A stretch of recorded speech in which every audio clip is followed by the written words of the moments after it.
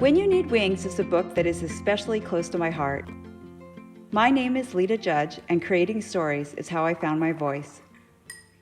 I was born on an island off the coast of Alaska and spent much of my early childhood living in the woods with my family.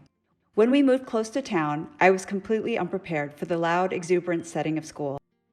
As an author and illustrator, I get to visit with a lot of schools now, and I see how kids have to cope with anxiety on so many more levels in the modern world.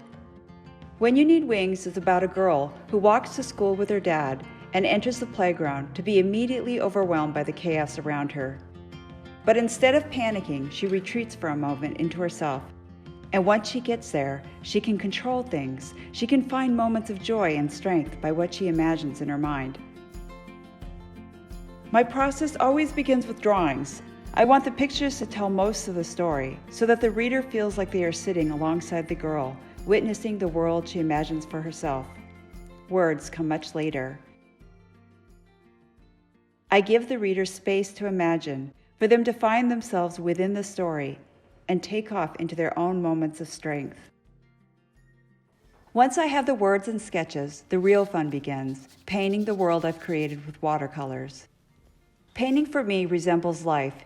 You set out with a plan in mind, and then the painting kind of takes over, and you find you have to learn how to stay loose and go with it. In my studio, I find the quiet I need to remember my childhood self and the stories I imagined that made each day easier, the stories that made me brave. I really hope this book finds its way into the little hands of kids coping with anxiety, and I want those quiet kids to recognize themselves in the story. For so long, I thought being introverted and quiet was my weakness, but I discovered it was my strength, the source of my creativity.